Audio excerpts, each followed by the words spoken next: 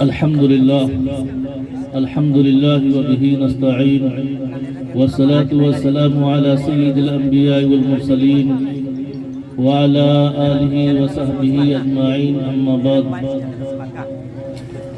قال الله تعالى في كتابه العظيم أعوذ بالله من الشيطان الرجيم بسم الله الرحمن الرحيم إنا أرزنا الأمانة على السماوات والأرض والجبال فأبين أن يحملنها وأشفقن منها وحملها الإنسان إنه كان ظلوما جهولا وقال النبي صلى الله عليه وسلم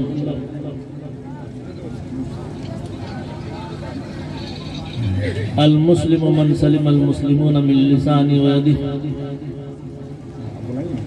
صدق الله المولى العظيم وصدق رسوله النبي الكريم ونحن على ذلك لمن الشاهدين والشاكرين والحمد لله رب العالمين.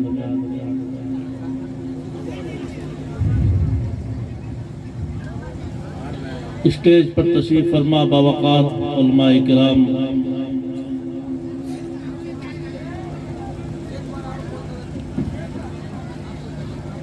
مقامی ایریا سے اور باہر سے تشریف لائے ہوئے بزرگان دین، نوجوان ساتھی اور عزیز بچوں، پردہ کے پیچھے بیٹھی ہوئی میری ماں اور بہنوں، آج کا یہ اجلاس ظاہر ہے اصلاح معاشرہ کے نام سے منعقد کیا گیا ہے، اور یہ عنوان بینر پر بھی تحریر کیا گیا ہے۔ میں آپ حضرات کے درمیان تھوڑی دیر حائل ہوں اور روایتی انداز سے ہٹ کر گفتگو کی شکل میں تراشے کے طور پر چند باتیں عرض کروں گا اور رخصت ہو جاؤں گا۔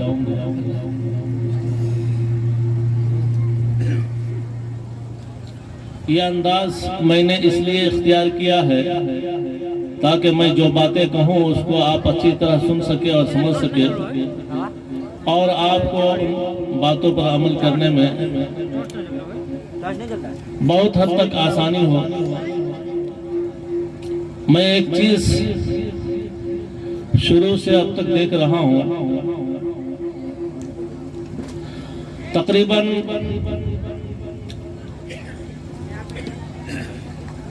تھوڑا تھوڑا کر کے ساری چیزوں کا تعارف ہوا، علماء کرام کا بھی تعارف آپ کے سامنے پیش ہوا، شعراء اعظام کا بھی تعارف ہوا، مدرسہ کا بھی نظم کی شکل میں تعارف ہوا، اور اس کے جو بانیان ہیں، کارکنان ہیں، ان کا بھی مختصر تعارف ہوا۔ لیکن اگر تعارف نہیں ہوا اور جس چیز کا بالکل تذکرہ نہیں آیا ہے وہ ہے مدرسہ کے جو اصل ذمہ دار ہے، جو محتمم ہے۔ میں چاہتا ہوں کہ نہایت اختصار کے ساتھ تھوڑا سا مدرسہ کا بھی تعارف پیش کر دوں اور اس کی کارکردگی کو بھی سامنے رکھوں، تاکہ آپ کو معلوم ہو سکے کہ مدرسہ کی اہمیت اور اس گاؤں میں اس کی ضرورت کیا ہے، اور یہ بھی تعارف رکھ دوں کہ اس مدرسہ میں محتمم کی شکل میں جو کام انجام دے رہے ہیں۔ میرے محترم بزرگ اور دوستو، آپ کے گاؤں میں جو مدرسہ قائم ہے اس مدرسہ کا نام ہے مدرسہ دارالقرآن۔ دارالقرآن قرآن کا گھر، جہاں قرآن سیکھا اور پڑھایا جاتا ہے اس کو دارالقرآن کہا جاتا ہے۔ اس معنی کے اعتبار سے آپ کا یہ مدرسہ بہت حد تک کامیاب ہے۔ چنانچہ آپ نے بنیاد سے لے کر کے آج تک دیکھا کہ بہت سے بچے اس مدرسہ میں داخل ہوئے، بچیوں نے بھی داخلہ لیا اور کامیاب ہو کر نکلے، حافظ قرآن بھی نکلے۔ اس مختصر سا تعارف سے آپ کو اس بات کا یقین ہو گیا کہ مدرسہ دارالقرآن اپنے مقصد میں بالکل کامیاب ہے۔ ظاہر ہے جب یہ مدرسہ اپنے مقصد میں کامیاب ہے تو ہمیں اور آپ کو وہ انداز اختیار کرنا ہوگا اور وہ مزاج بنانا ہوگا کہ جس سے یہ مدرسہ مستقبل میں بھی زندہ رہے اور تابناک رہے۔ حاضرین کرام، اس کے لیے ہمیں مدرسہ کو ہر موقع سے جس شکل میں ہو تعاون کرنا ہوگا، مالی اعتبار سے بھی تعاون پیش کرنا ہوگا اور جانی اعتبار سے بھی تعاون پیش کرنا ہوگا۔ قربانی کے موقع سے تعاون کی جو شکل ہے اس طرح سے تعاون کرنا ہوگا۔ رمضان مبارک میں تعاون کی جو شکلیں ہیں اور مذہب اسلام نے جو سسٹم بتایا ہے ان شکلوں میں آپ کو تعاون کرنا ہوگا، اور مدرسہ کو جب جیسی ضرورت پڑے گی آپ کو تعاون لبیک کہتے ہوئے تعاون کے لیے کھڑا ہونا ہوگا اور مدرسہ کو تعاون کرنا پڑے گا۔ ظاہر ہے ہمیں اور آپ کو معلوم ہے کہ جتنے مدارس قائم ہیں وہ قوم و ملت کے تعاون پر قائم ہیں۔ اگر ہم اور آپ تعاون نہیں کریں گے تو یہ مدارس کا ڈھانچہ بالکل نیست و نابود ہو جائے گا۔ اس لیے وقت کا تقاضا بھی ہے کہ ہم اپنے توجہات کے علاوہ مالی اور جانی تعاون کو بھی مدرسہ دارالقرآن کی طرف متوجہ کر دیں۔ میرے محترم بزرگ اور دوستو، اس مدرسہ کے محتمم جناب حضرت مولانا محمد شفاء الدین صاحب القاسمی دامت برکاتہم بہت اچھے اور خلیق انسان ہیں اور اپنی ذمہ داری کو بحسن و خوبی انجام دینے کی صلاحیت رکھتا ہے۔ میں اس شخص کو زمانہ طالب علمی سے دیکھ رہا ہوں کہ اپنے کاموں میں یہ بہت چست و چالاک رہا ہے۔ کوئی بھی کام حوالہ کیا گیا اس کو بحسن و خوبی انجام دیا اور لوگوں کو دکھلا دیا کہ کام اس طرح ہوتا ہے۔ لوگوں نے تعداد تحسین سے نوازا۔ ظاہر ہے جب اتنا اچھا انسان ہے اور اتنے اچھے خلیق ہے تو ہمارے لیے ضروری ہے کہ اس آدمی کی حوصلہ افزائی کرتے ہوئے جہاں تک ہو سکے ہم اس کو بھرپور تعاون کریں اور اس بات کو اپنے دل میں جگہ دیجئے کہ آپ کے دیے ہوئے مال کو پورے طور پر یہ امانت کے ساتھ مدرسہ میں خرچ کرتے ہیں۔ مدرسہ میں سارا حساب و کتاب رہتا ہے اور سالانہ حساب و کتاب کمیٹی کے سامنے پیش کیا جاتا ہے۔ ظاہر ہے کہ 4 سالوں کے درمیان جو ان کے اہتمام کا زمانہ ہے کبھی آپ کو شکوہ گلہ نہیں ملا ہوگا۔ 4 سال کا زمانہ کسی آدمی کے امتحان کے لیے بہت لمبا وقت ہے۔ جب اپنے اہتمام کے 4 سالوں میں یہ شخص کامیاب ہو گئے تو آپ کو اس بات کا یقین ہونا چاہیے کہ مستقبل میں بھی یہ آدمی اچھا ثابت ہوگا اور ہمارے مدرسہ کے لیے بہت مفید ہوگا اور ہمارے گاؤں کے بچوں اور بچیوں کے مستقبل کے لیے بہت بڑا رہنما ثابت ہوگا۔ ایسے موقع پر میں آپ حضرات کو پوری قوت کے ساتھ یہ پیغام دوں گا کہ جب تک آپ کے جسموں میں توانائی باقی رہے، آپ کے بازوؤں میں مضبوطی رہے، تب تک اس آدمی کو آپ اپنے یہاں رکھے رہے۔ آپ کے لیے یہ شخص غنیمت ہے۔ بسا اوقات آدمی جب کسی کو دیکھتا ہے کہ یہ آدمی پوری قوت کے ساتھ کام کرتا ہے اور اس کا حساب و کتاب بھی صاف ستھرا رہتا ہے، اس کے باوجود وہ آدمی راست نہیں آتا ہے اور اس کو راستہ دکھا دیا جاتا ہے۔ بہت ساری جگہوں میں یہ مسئلہ درپیش ہوا، لیکن آپ نے دیکھا ہوگا کہ اس آدمی کے نکال دیے جانے کے بعد اس ادارے کا یا اس جگہ کا کیا حشر ہوا؟ ظاہر ہے روح باقی نہیں رہی، اس مدرسے کا جنازہ نکل گیا، اس ادارہ کی روحیں نکل گئی، اور اس ادارہ میں نہ پڑھنے والا رہا اور نہ پڑھانے والا رہا، اور اس طرح کی مثال ایک نہیں بہت ہے۔ آپ کے اس علاقے میں بھی ہے اور ہمارے علاقے میں بھی ہے، اس لیے اپنا مزاج بنائیے کہ آپ کے سامنے اگر کوئی اس طرح صحیح آدمی اگر آیا ہے تو آپ کوشش کیجئے کہ وہ اپنی آخری سانس تک یہاں رہے۔ میرے محترم بزرگوں اور دوستو، میں ان تمام تفصیلات کی طرف نہیں جا رہا ہوں کہ آج حالات کیسے ہیں اور وقت کا تقاضا کیا ہے۔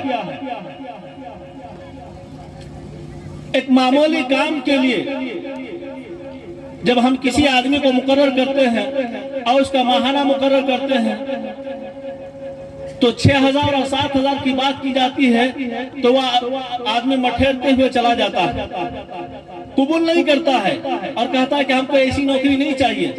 10,000 پر بھی آمادہ نہیں ہوتا ہے، 12 اور 13,000 پر بھی آمادہ نہیں ہوتا ہے۔ ہمارے لیے بہت غنیمت ہے اور کہ اس طرح کے لوگ کم پیسے میں مل جاتے ہیں اور وہ آدمی اخلاص و للہیت کے ساتھ اچھی کارکردگی کے ساتھ اس کام کو انجام دیتا ہے۔ اس لیے میرے بھائیوں اور بزرگوں، آپ کا ادارہ مدرسہ دارالقرآن نہایت آب و تاب کے ساتھ چل رہا ہے اور وہ ادارہ اپنے مقصد میں کھنچتا اول سے آج تک اپنے مقصد میں کامیاب ہے، اور اس ادارہ کے لیے جس ذمہ دار کو آپ نے چنا ہے حضرت مولانا شفاء الدین صاحب قاسمی دامت برکاتہم، وہ بھی بہت خلیق اور اچھے انسان ہیں۔ ہم آج آپ کو یہ پیغام دیں گے کہ اس آدمی کو اپنے یہاں آخری سانس تک رکھے، اس کو نکالے نہیں۔ اس کے لیے میں جاننا چاہتا ہوں کتنے لوگ تیار ہیں؟ ہاتھ اٹھائیں۔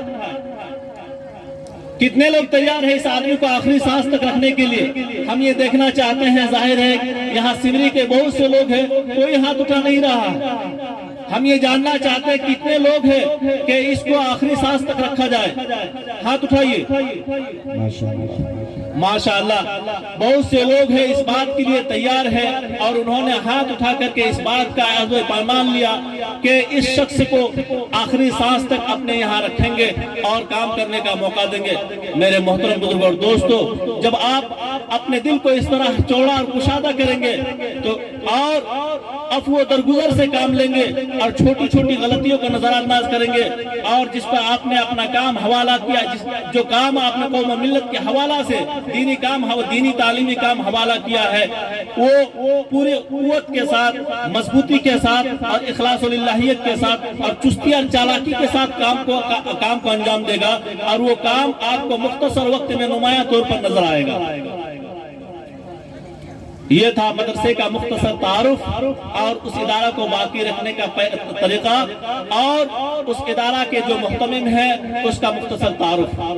میرے محترم بزرگ اور دوستو، ظاہر ہے آپ کو یہ بات معلوم ہے کہ ہمارا اور آپ کے درمیان مشفق و مربی اور محبوب العلماء جناب حضرت مولانا مطلوب الرحمان صاحب مکیاوی دامت برکاتہم تشریف فرما ہے۔ حضرت والا کا بیان ہونا ہے اور اس آپ کے بیان کے انتظار میں ہم سب یہاں موجود ہیں۔ میں نے اپنی تقریر کے آغاز میں قرآن مقدس کی ایک آیت تلاوت کیا ہے۔ اللہ تعالیٰ نے قرآن پاک میں فرمایا ہے اِنَّا عَرَضْنَا الْأَمَانَةَ عَلَى السَّمَاوَاتِ وَالْأَرْضِ وَالْجِبَالِ وَأَشْفَقْنَا مِنْهَا وَحَمَلَهَا الْإِنسَانُ إِنَّهُ كَانَ ظَلُومًا جَهُولًا۔ اللہ تعالیٰ نے فرمایا ہے کہ ہم نے انسان پہاڑوں اور زمینوں کے سامنے اپنی امانت کو پیش کیا، انہوں نے امانت کو قبول کرنے سے انکار کر دیا۔ وَحَمَلَهَا الْإِنسَانُ إِنَّهُ كَانَ ظَلُومًا جَهُولًا، اور اس امانت کو انسان نے قبول کیا، بے شک انسان بھولا بھالا ہے۔ إِنَّهُ كَانَ ظَلُومًا جَهُولًا۔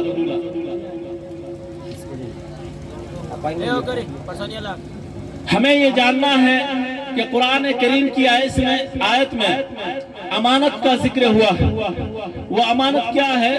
مفسرین نے لکھا ہے وہ امانت ہے انسانی زندگی۔ اللہ تعالیٰ نے انسانوں کو زندگی عطا کیا ہے اور یہ فرمایا ہے کہ ہم نے تمہیں امانت کی شکل میں زندگی عطا کیا ہے، اگر تم اپنی زندگی میں اچھا کام کرو گے تو تم کو اچھا بدلہ دیا جائے گا، اور اگر برا کام کرو گے تو برا بدلہ دیا جائے گا۔ اس آیت کریمہ سے یہ بات صاف معلوم ہو گئی کہ ہمیں اور آپ کو اللہ تعالیٰ نے جو زندگی دیا ہے وہ زندگی امانت ہے، اور امانت کا ضابطہ یہ ہے کہ اس میں امین کا ضابطہ چلتا ہے، اور امین ہے اللہ تعالیٰ۔ اللہ تعالیٰ نے انسانوں کی زندگیوں کے لیے جو قانون اور ضابطہ مقرر کیا ہے اسی قانون اور ضابطہ کے مطابق زندگی کو گزارنا ہوگا۔ اگر ہم نے اپنی زندگیوں کو اللہ کے دیے ہوئے قانون اور ضابطہ کے خلاف گزارا تو اللہ کے دربار میں کل قیامت کے دن باز پرس ہوگی۔ انسان کے جتنے اعضاء ہیں، خواہ ناک ہو یا ہاتھ ہو یا پاؤں یا اس کے دل و دماغ، گویا جتنے اعضاء ہیں تمام اعضاء اللہ کی طرف سے دی ہوئی امانت ہے۔ ان امانتوں کو اگر اللہ کی طرف سے دیے ہوئے قانون اور ضابطہ کے خلاف استعمال کیا تو کل اللہ کے دربار میں ان تمام اعضاء کے بارے میں سوال کیا جائے گا۔ لیکن آج معاشرے کا عالم یہ ہے کہ ہم اپنی زبان کو، اپنے دل و دماغ کو، اپنے ہاتھ پاؤں کو اللہ کے بتائے ہوئے ضابطہ اور قانون کے خلاف استعمال کرتے ہیں، اپنے ہاتھوں کو غلط استعمال کرتے ہیں، اپنے پاؤں کو غلط استعمال کرتے ہیں، اپنے کانوں کو غلط استعمال کرتے ہیں، اپنے دل و دماغ کو غلط استعمال کرتے ہیں۔ ابھی ہمارے عزیز جناب حضرت مولانا صادق ظفر قاسمی صاحب دامت برکاتہم استاذ ماں سے چشمہ فیض ململ نے ایک حدیث تلاوت کر پڑھی، اللہ کے رسول صلی اللہ علیہ وسلم نے فرمایا من یضمن لی ما بین لحییہ وما بین رجلیہ اضمن لہ الجنہ۔ اللہ کے رسول صلی اللہ علیہ وسلم نے فرمایا ہے جو شخص مجھے اپنی شرمگاہ اور اپنی زبان کی حفاظت کی ضمانت کی، اپنی زبان کی حفاظت کی گارنٹی دے گا، اضمن لہ الجنہ، میں اس کو جنت کی گارنٹی دوں گا۔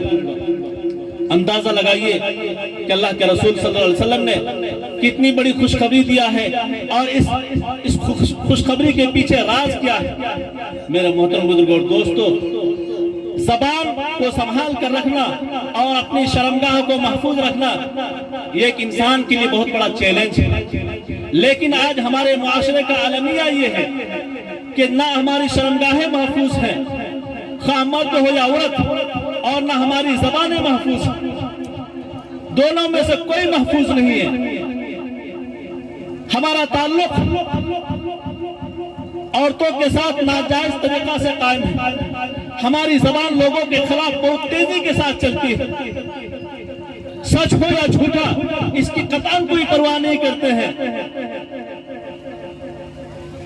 زبانوں سے گالی بھی بکتے ہیں، زبانوں سے غیبت بھی کرتے ہیں، زبانوں سے چگلی کا بھی کام انجام دیتے ہیں، زبانوں سے برا بھلا بھی کہتے ہیں، اپنی شرمگاہوں کا غلط استعمال کرتے ہیں۔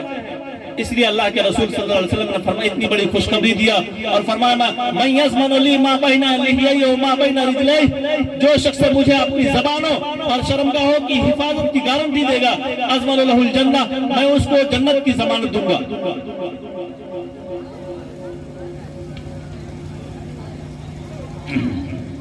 یہ زبان اور یہ ہاتھ کی کنٹرولنگ کا سسٹم اللہ کے رسول صلی اللہ علیہ وسلم نے ہمیں اور آپ کو بتایا۔ اس لیے میرے محترم بزرگ اور دوستو، آج ہم اس اجلاس میں پیغام دیں گے آپ کو کہ اپنی زبانوں کو جو اللہ تعالیٰ نے ایک امانت کی شکل میں عطا کیا ہے صحیح استعمال کریں، زبان کو قرآن کریم کی تلاوت میں استعمال کریں، زبان کو درود و سلام میں استعمال کریں، زبان کو ذکر خیر میں دعا وظائف میں استعمال کریں، زبان کو اچھی باتوں میں استعمال کریں، لوگوں کو نیک پیغام دینے میں استعمال کرے، زبان کو ہرگز غلط استعمال نہ کرے۔ اگر کوئی زبان کو غلط استعمال کرے گا، اللہ کے دربار میں پوچھا جائے گا کہ تم کو ہم نے زبان جو امانت کی شکل میں دیا تھا، اس کو تم نے غلط کیوں استعمال کیا؟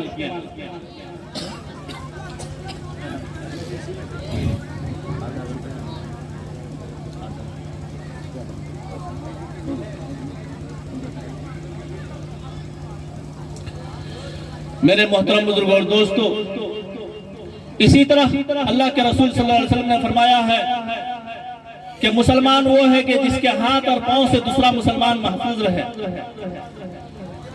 مومن کی شان یہ ہے کہ اس کے ہاتھ سے اس کے پاؤں سے دوسرا مسلمان محفوظ رہے۔ اور ایک حدیث میں اللہ کے رسول صلی اللہ علیہ وسلم نے فرمایا ہے کہ مومن کی شان یہ ہے کہ اس سے اس کا پڑوس تکلیف سے محفوظ رہے۔ اگر ایک مسلمان کے بازو میں مسلمان رہتا ہو یا غیر مسلم، مومن کی شان یہ ہے کہ اس کی طرف سے اس کو تکلیف نہ پہنچے۔ یہ اسلام کا پیغام ہے۔ اللہ تعالی ہمیں اور آپ کو، ناظم جلسہ صاحب بار بار ہماری طرف اشارہ کر رہے ہیں اور عنوان کو ختم کرنے کا حکم دے رہے ہیں، اس لیے انہی چند باتوں پر اپنے عنوان کو ختم کرتا ہوں۔ وآخر دعوانا الحمدللہ رب العالمین۔